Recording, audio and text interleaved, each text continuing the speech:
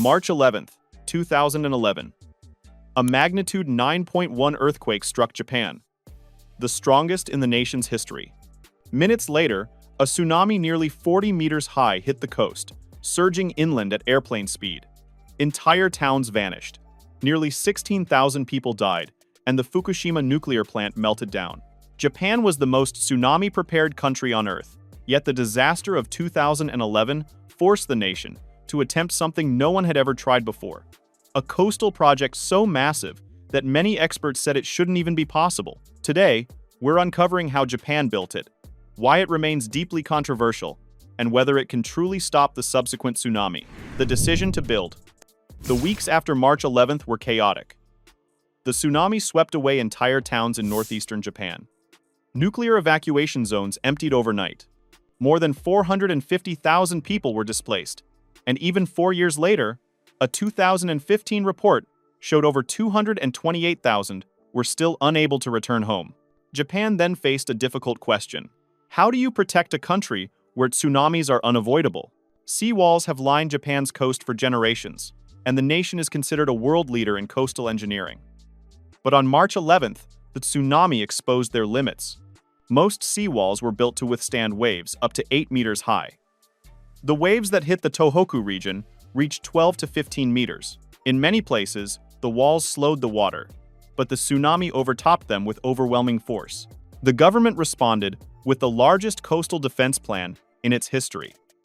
It urged affected regions to rebuild or expand protective barriers and allocated 3 trillion yen. The project aimed to link 440 individual wall segments into a single 400-kilometer defensive line, with some sections rising more than 12 meters, roughly the height of a 4-story building. The broader strategy included upgraded tsunami warning systems, evacuation routes, and public education.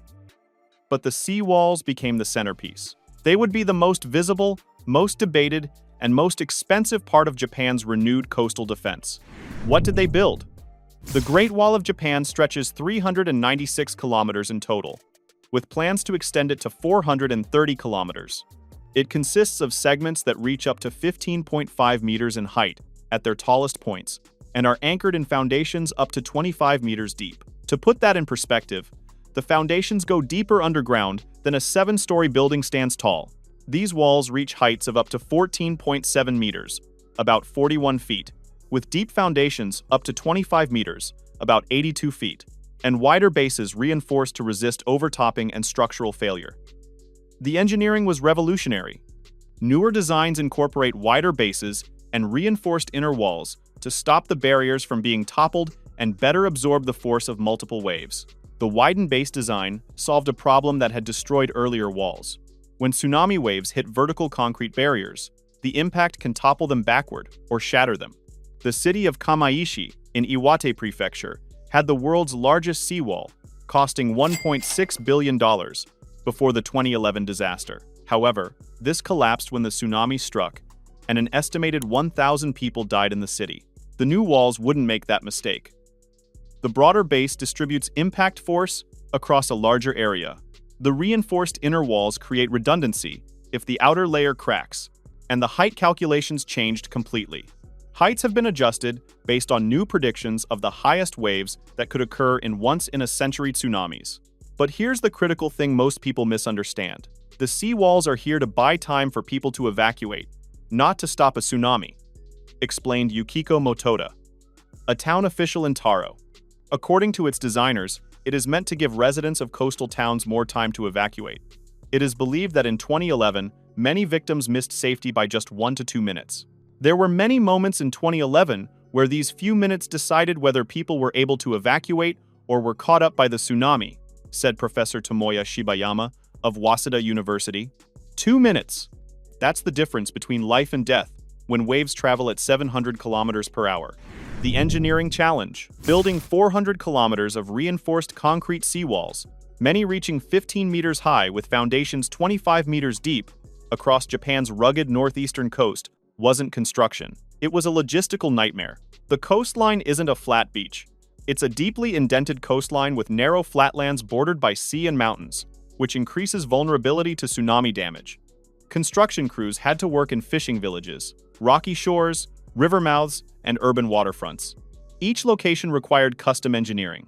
The plan would link 440 sections of wall together, 440 separate construction projects, each requiring environmental assessments, community consultations, and site-specific designs.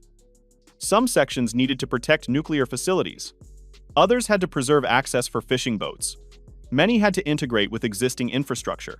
The concrete requirements alone were staggering. A wall 15 meters high, several meters thick, with foundations 25 meters deep, stretching 400 kilometers, requires millions of cubic meters of concrete.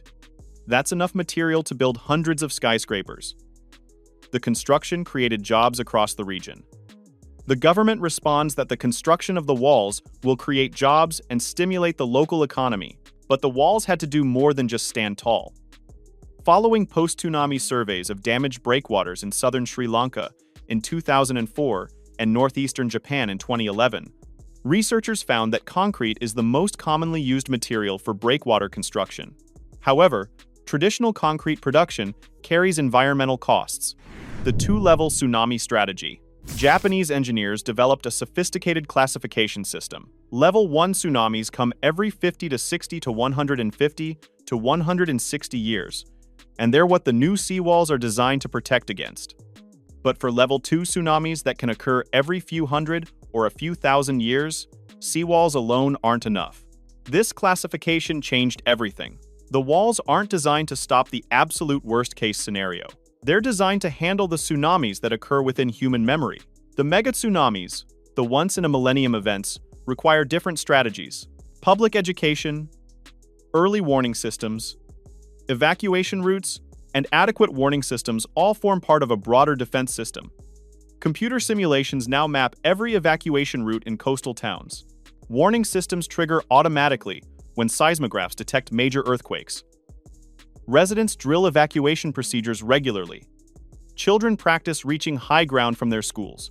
Other lessons have been learned too, with improved warning systems, computer simulations to map evacuation routes, and community relocations. Some towns moved entirely to higher elevations. The tiny fishing village of Mone in Miyagi lost 42 of its 55 houses in the 2011 tsunami. But instead of building a wall, it decided to move. The town, which lost 4 people in the tsunami, was relocated 40 meters above sea level. But relocation isn't always possible. Many communities have fishing industries that require coastal access. Cultural connections to ancestral lands run deep. Economic realities mean not everyone can afford to move. For these communities, the walls became necessary, despite their limitations. The controversy. It's a controversial plan. In addition to being pretty grim to look at and obscuring ocean views, opponents say the walls will damage marine ecosystems and prove detrimental to fisheries. The debate split communities.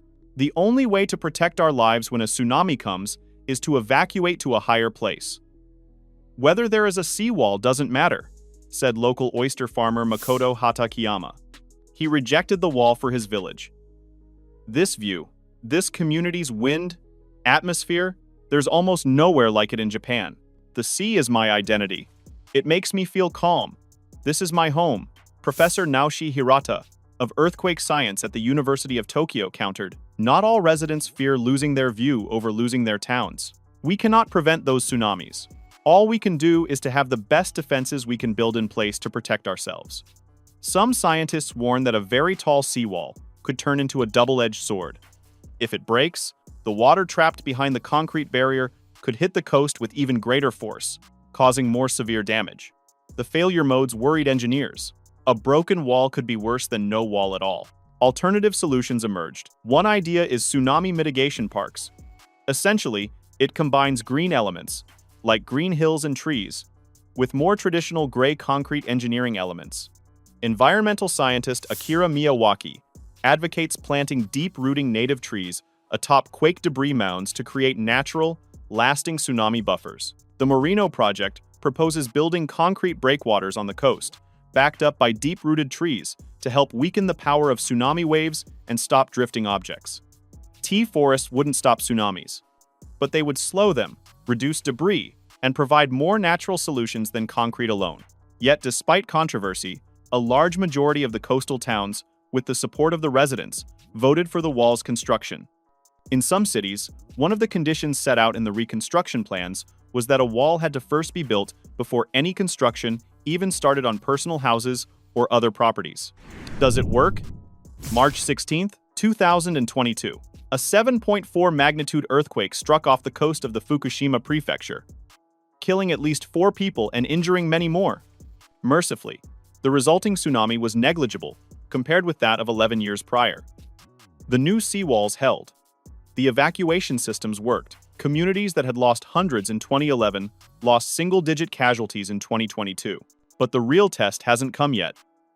There is always a risk of natural disasters, even if communities relocate, warned Professor Shibayama. Japan is a disaster-prone archipelago. The question isn't if another major tsunami will strike. It's when. The government cites the 5-meter-high barrier that saved the lives of 3,000 people in Fudai village, Iwate, during the 2011 tsunami. That wall, built to 15 meters when neighboring towns stopped at 10 meters, made the difference between survival and catastrophe. Taro's experience in 2011 showed that the walls are not a fail-safe solution. There were people who didn't evacuate, thinking the tsunami wouldn't reach them, noted Motoda. The walls created complacency in some residents. They believed concrete would save them. They were wrong. While the barriers aren't enough on their own, Shibayama said, they remain necessary. The walls buy time. The education systems teach evacuation. The warning networks provide alerts. The combination creates layered defenses where no single element is sufficient, but together they dramatically improve survival rates. 396 kilometers of concrete now stand between Japan and the ocean, a $12 billion monument to the 20,000 lives lost, and a promise to buy precious minutes when the next tsunami strikes. The walls can't stop nature, but they might save the next generation. If this story of engineering and resilience moved you, subscribe for more deep dives and drop a comment on whether you'd choose the wall or higher ground.